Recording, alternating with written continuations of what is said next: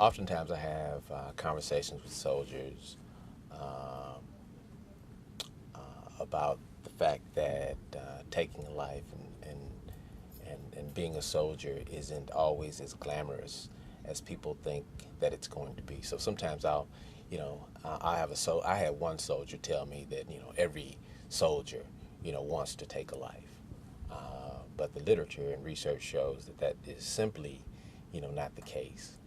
So sometimes soldiers will in battle shoot over the heads of the enemy. Um, if they're a part of a firing squad, sometimes what we'll find is that there will be soldiers who didn't actually pull the trigger. And so I'll ask the question, how many of you play video games? And everybody will raise their hand, and I'll ask, you know who in this room has ever played the game Call of Duty? And people will raise their hand, they'll get all excited. And I said, well, how do you get points in playing the game Call of Duty? And they said, well, you have to kill people, and you have to take lives. And every now and then somebody will get more specific and say, well, you have to get headshots. You have to get headshots.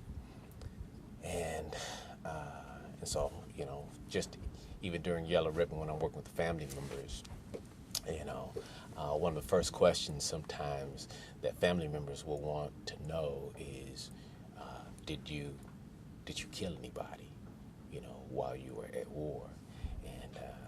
And I had one 13-year-old boy ask. He made this statement. He said, "I don't want to know, if my brother killed anybody. I want to know how many people he killed." And so, we get a sense that, war is glamorous and killing is glamorous, but the reality is that taking a life is a very difficult thing. So, the story that was shared with me was a story about this guy named Jason, and that's not his real name. I changed that just in case somebody actually knows, this individual. But he's a saxophone player. He played in high school. Really, really good saxophone player. And when it was time to graduate, he was trying to think, what it is that he wanted to do. And so he had decided that he would join the Marines, and he had the distinct honor and privilege of joining the Marine Band. And this is like going to the Harvard of schools for a musician. So it's a really prestigious honor. Not everybody gets an opportunity to do that.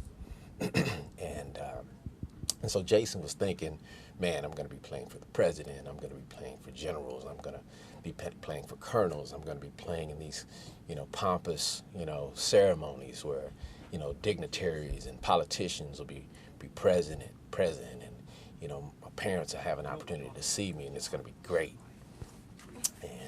And so it was nearing time for him to graduate, and people were like, congratulations, you're going to do great in the band, because he probably could have gone professional. From what I understand, he was just a phenomenal saxophone player. And when it was time for him to graduate,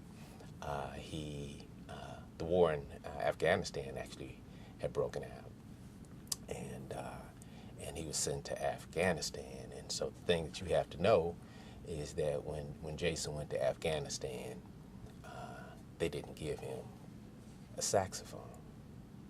And so his first assignment was sitting atop a Humvee, manning a 50 caliber machine gun. And he was excited. He'd been trained. He was a saxophonist, but he was a Marine as well, and proud of being a Marine.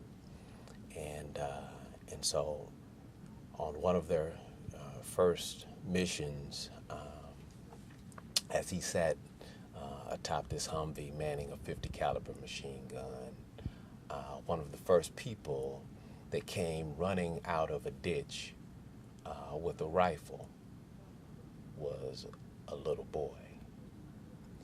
And Jason, said to, his fellow Marines in the Humvee, I don't want to kill, I don't want to kill a kid. And their response, to him was, take him out, take him out. So you have to understand that, this little boy was armed, and he meant to injure or hurt somebody, if not kill somebody. And reluctantly, Jason took the boy out. And as the story is told, other people started running out of the ditch with rifles and guns and sticks and other various weapons. And Jason proceeded to take them out too. And so Jason was, good Marine, and he did what he was trained to do. Now the challenge is that every night when Jason goes to bed, the face that he sees when he closes his eyes is the face of that little boy. And so the question that I ask soldiers is, do you think that it might be possible that Jason might have needed to talk to somebody about that experience?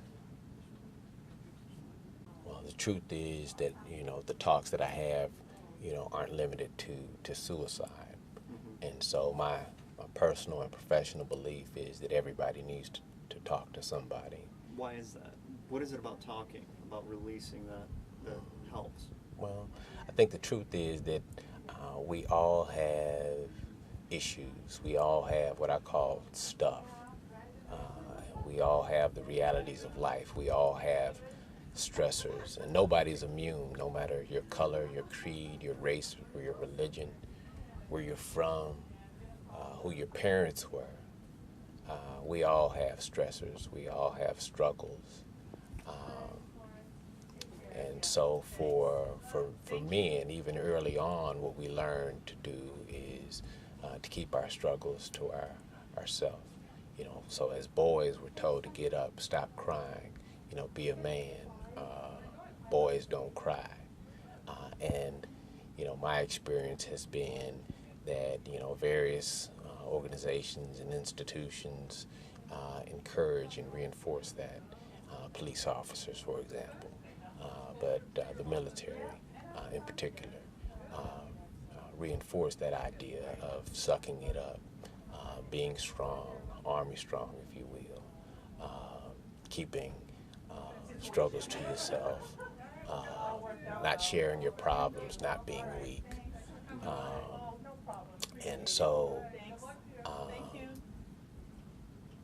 in an environment where you're taught that strength means silence, it's therapeutic and even cathartic for soldiers to be able to speak out and to share and to say to somebody else who's been through a similar struggle that you're not alone, and for people to realize that they're not suffering in isolation, that other people can relate to what they've experienced, and in sharing that, I think there's something that's therapeutic and healing in being able to share and talk. I think the fallacy is that soldiers have been trained to think that what they experience during war is normal. But the reality in my mind is that trauma is trauma however you experience it, wherever you experience it. And so what we found as, we look at the research on PTSD is, when we hear soldiers from Vietnam, let's say, talk about their experiences with PTSD, we hear them talk about what happened to them, what they saw, what they experienced, that their buddy was shot and that there was blood all over their bodies. But the news stories that we're hearing about PTSD are more related to what a soldier did. So it's more related to the life they may have taken or the actions that they had to do in the course of being a soldier. And so sometimes that's in direct conflict with their personal and their moral beliefs. And one of the things that I've had leadership say, some members of leadership say, is we're not trying to create a soft army. I had one first sergeant say to me that I have to be a hard ass because I don't have the luxury of listening to people's concerns and feelings and emotions and pains. And so during the mission, it's important that we not focus on individuals, that we focus on the mission. And so my message is that the Army does a good job of teaching soldiers to take care of the mission. And when the mission is over, we do a good job of debriefing the mission. But then the question then becomes, who teaches the soldier to take care of himself, or who takes care of the soldier? And so if you don't take care of the soldier, it's going to be hard for the soldier to take care of the mission.